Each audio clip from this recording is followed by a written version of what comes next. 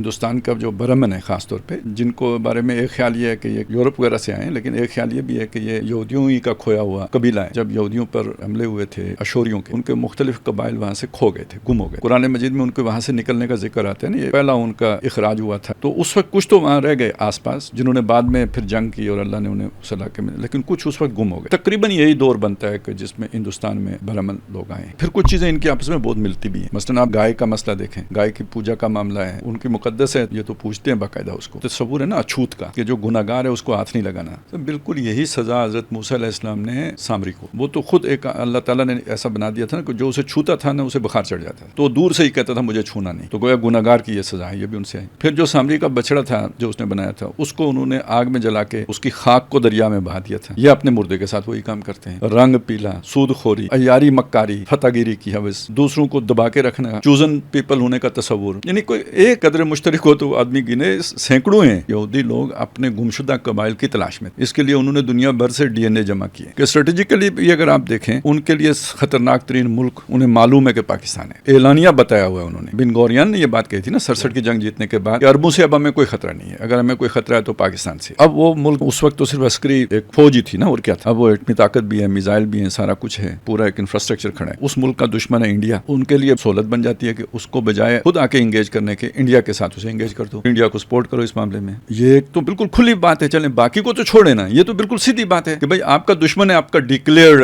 Enemy. Pervez Musharraf کے دور سے لے کے آنورڈ اگر آپ دیکھیں، یہاں پہ ایک لابی بنانے میں اسرائیل کامیاب ہو گیا تھا کہ جو یہ بات یہاں پہ پھیلا رہے تھے کہ جی ہمیں اسرائیل کے ساتھ تعلقات رکھنے چاہیے، بہت فائدہ ہے۔ یہ اصل میں اسی وجہ سے تھا کہ اسرائیل ہمیں اپنا دوست نہیں سمجھتا، دشمن سمجھتے ہیں۔ ہم اس غلط فہمی میں تھے کہ ہم اسے دوست بنا سکتے، اگر دوست بننا تھا تو اسلام کی روح نکال کے ہی بن سکتے تھے، جو یہاں سے نکلتی ہی نہیں۔ بڑی کوششیں لوگوں نے کی، نکل کے نہیں دیتی۔ پوری دنیا سے اگر اسلام کی نبض ڈوب بھی جائے، اس خطے سے نہیں ڈوبے گی، تو وہ ثابت ہوا۔ اب بھی تو خیر بالکل ہی آنکھیں کھل جانی چاہیے نا کہ بھئی اسرائیل آپ کا دوست ہو نہیں سکتا۔ پھر اب اسرائیل کا ایجنڈا ہے اگلا، گریٹر اسرائیل بنانے کا ایجنڈا۔ گریٹر اسرائیل میں یہ سارے بڑے بڑے عرب ممالک بھی آتے ہیں، اور وہ اس دوستی کے پھندے میں پھنسے ہوئے ہیں، کیا سعودی عرب اور کیا دوسرے۔ اسی دوستی کے شکار جو ہوئے تھے ان کا نتیجہ کیا نکلا ہے نا، یاسر عرفات کا کیا بنا، حافظ الاسد کا کیا بنا، تو اب سعودیہ کو دوستی یاد آئی ہے، تو وہ گریٹر اسرائیل والا ایجنڈا بھی ہے۔ اب اس میں اگر وہ گریٹر اسرائیل کے ایجنڈے پہ آگے بڑھتا ہے، اور فلسطین کے معاملے ہی میں کتنا پریشر بلڈ ہوا ہے پاکستان کے اوپر کہ کیوں نہیں کرتے، یہ چیز جب آگے بڑھ کے مدینے تک پہنچتی ہے، اس وقت پاکستان کتنے پریشر میں ہوگا اپنی عوام کے۔ اس سے پہلے وہ پاکستان کو نیوٹرلائز کرنا چاہتے ہیں، جیسے ہم وہاں نہیں جا سکتے تو ان کے لیے بھی یہاں آنا اتنا آسان نہیں، تو وہ مورچہ ان کے لیے بنتا ہے انڈیا۔ کوئی ایک فیکٹر نہیں ہے، ہر لیئر اپنی جگہ پہ ایک شافی اور مکمل دلیل ہے۔ مودی جو ہے نا